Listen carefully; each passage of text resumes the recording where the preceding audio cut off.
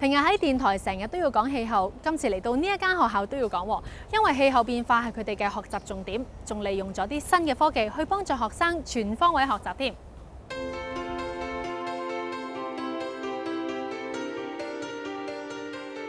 俊文你好啊，呢度係我哋嘅賞樹徑。咁咧，我哋學校咧就俾40幾種樹咧就圍住嘅噃。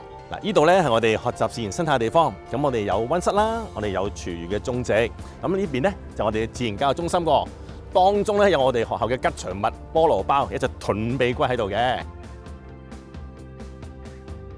我哋學習重點咧就係氣候變化，咁我哋希望透過多元化嘅活動啦，同埋專家講解，再加上我哋設置自然教育中心啊，或者智能冷氣等等嘅硬件設備咧，俾小朋友體驗一下嗰個氣候變化對自己生活嘅影響嘅。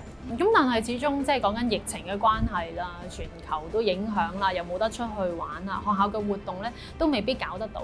其實你哋點樣去應對咧？呢個真係有啲困難啦。於是我哋老師就去 Google 啊，去 YouTube 啊，搏命揾啲資料啦。但係有個困難就係揾唔到啲對應到本土嘅生態資料。後嚟我哋發現有個平台咧，將呢樣嘢集大成於一身。於是我哋嘗試呢個平台咧，俾小朋友去學香港嘅生態啦。嗰個平台咧就選取咗大埔教嘅教育徑。咁呢個係一個典型嘅同埋生態豐富嘅教育徑嚟嘅。佢係 VR360嗰種技術啊。咁變咗咧，佢可以令到小朋友身歷其中，去揀唔同嘅方向，亦都揀唔同嘅物種去睇。佢可以睇上面樹上邊嘅雀仔，或者河下邊嘅嗰啲青蛙啊。香港瘰螈體長由11至12厘米，腹部有獨特橙。香港瘰螈係好難見到嘅，咁同埋咧，我哋試過帶小朋友去咧，都唔係話每次都見到。而瘰螈都好特色嘅，因為佢個肚腩咧橙色噶嘛，小朋友見到好興奮。咁但係咧冇見到件實物咧，但係見到啲片段咧，都已經幫自己準備緊啦。橫過溪流的位置，每次只能容納一個。學校用緊嘅平台叫野 e-learning，中小學版都收錄超過3000張圖片，詳細記錄700幾種本地常見物種。而平台設粵語、英語同普通話語音功能，以及中英文字對照。另外，平台亦都連結網上雜誌，等學生可以延伸閱讀更多資料。參考教育局指引，學校可以運用中小學全方位學習津貼購置學習資源。呢一個平台亦都係其中之一。第一批試用新平台嘅愛秩序灣官立小學，今個暑假就利用佢進行跨中文科、英文科同常識科嘅全方位學習，取代傳統暑期功課。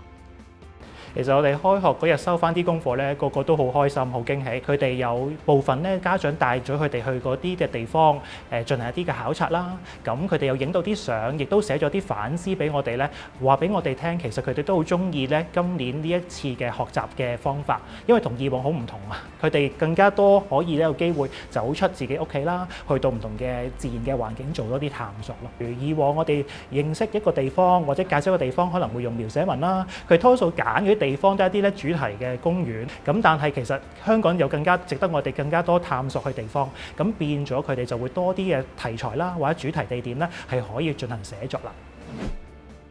陳龍生係香港地質學家，佢認為現代學習模式下，網上學習同虛擬考察將會佔重要比重。透過本地虛擬實境野外考察平台，可以俾小朋友盡早了解身邊環境生態等唔同嘅知識。同學應該係越早接觸呢啲問題咧就越好，無論對佢哋未來嗰個發展方向啊，或者個將來選科學習個定位啊都有幫助嘅。咁我哋係可以充分利用呢個網上嘅平台，將我哋啲同學係帶出課室，去到一啲我哋平時唔容易去到嘅地方，亦都可以因為咁樣咧係節省咗，譬如話我哋野外考察花喺交通上面嘅時間。咁我相信咧，就未來嘅學習嘅模式咧，係會將呢一啲咁嘅網上學習嘅元素同埋課堂嘅面授嘅元素咧，係更加係緊密地係結合埋一齊。